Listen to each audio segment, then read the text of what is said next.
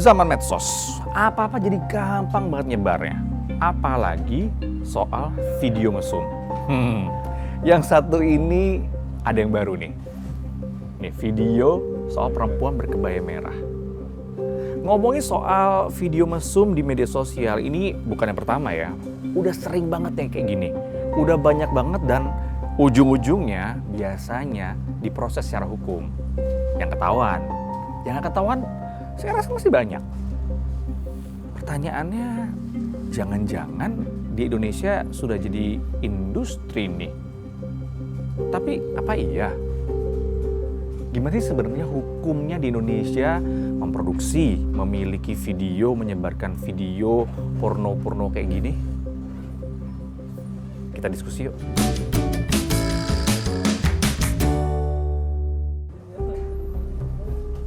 Video mesum perempuan berkebaya merah. Ini nih, lagi rame, lagi jadi omongan. Saya cerita dikit deh ya, buat yang mungkin belum tahu. Jadi video ini durasinya 16 menit. Direkam di sebuah hotel yang diduga nih terjadi di Bali. Salah satu pemerannya perempuan mengenakan kebaya berwarna merah. Beberapa hari terakhir, potongan-potongan videonya beredar di media sosial. Berita soal video ini sudah menyebar dan sampai salah satunya ke meja penyidik di Polda Bali. Tapi katanya lokasi pembuatannya ini bukan di area Bali. Dari hasil profiling dari Ditkrimsus menyampaikan bahwa video itu diduga tidak dilakukan di Bali. Hasil profilingnya. Pakaian adat itu kan banyak juga yang model seperti itu. Jadi bukan dari wilayah Bali. Tapi tetap kita akan melakukan penyelidikan ya, tetap dilakukan penyelidikan. Tapi hasil profiling sementara itu dari Krimsus bukan di wilayah Bali. Soal video porno, ini bukan yang pertama kali terjadi. Masih di tahun ini, 2022 awal. Ada juga video yang sempat bikin heboh masyarakat. Pernah ada nih video Dea OnlyFans. Pada inget kan? Nah, Dea ini kerap mengunggah foto seksi di aplikasi berbayar. Tapi pernah juga membuat video. Dan berujung ditangkap polisi. Tapi masih banyak lagi video-video yang lain. Saking banyaknya film dan video porno yang diproduksi ini sudah jadi sebuah industri. Bahkan ini menjadi sebuah bisnis yang gak disangka-sangka berkembang dengan pesat.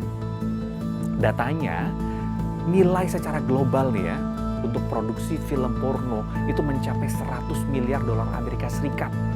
Coba bandingkan dengan pendapatan box office dunia di tahun 2019 yang katanya sudah memecahkan rekor. Nilainya hanya 42,5 miliar dolar Amerika Serikat. Jauh ya? Di dunia digital, ada lagi datanya. 3 situs teratas yang paling sering dikunjungi, salah satunya adalah situs dewasa. Itu di dunia. Kalau di Indonesia, apa iya sudah jadi industri? Bukan industri di negeri ini. Pornografi di dunia memang sebuah industri yang sangat besar. Tapi sekali lagi di Indonesia ini bukan industri. Tapi karena kemudian terjadi pergeseran dari industri pornografi dunia dari offline kemudian ke online, di mana aplikasinya diproduksi di sana, dibuat di sana, kemudian karena sifat digital itu tidak mengenal waktu dan wilayah, maka kemudian individu-individu di Indonesia juga bisa memanfaatkan hal tersebut, gitu ya. Mungkin karena di Indonesia aturannya sudah jelas ya soal pornografi. Ini diatur dalam Undang-Undang Nomor 44 Tahun 2008. Pasal 4 ayat 1 melarang setiap orang memproduksi, membuat, memperbanyak, menggandakan, menyebarluaskan, menyiarkan, mengimpor, mengekspor, menawarkan, memperjualbelikan, menyewakan, atau menyediakan pornografi yang secara eksplisit memuat persenggamaan, termasuk yang menyimpang, kekerasan seksual, masturbasi atau onani, ketelanjangan atau yang mengesankan ketelanjangan, alat kelamin, atau pornografi anak. Nih ya, hukumnya udah jelas kan? Tapi kenapa konten-konten pornografi ini masih berkeliaran di mana-mana? Masih mudah diakses. Apalagi zaman sekarang, zaman digital, zaman internet yang gampang banget mengakses konten-konten seperti itu.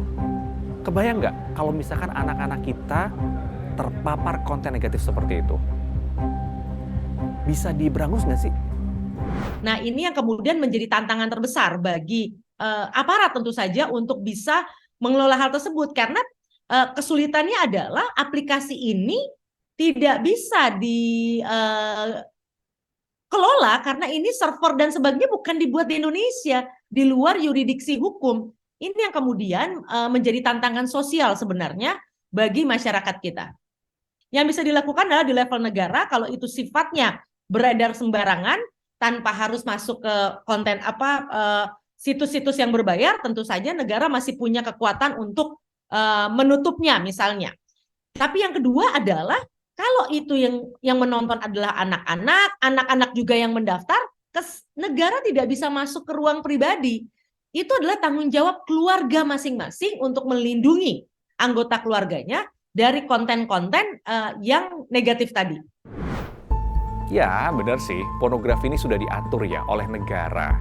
Tapi sebenarnya semuanya itu kembali kepada kita masing-masing pribadi. Bagaimana kita memahami nilai-nilai kesusilaan.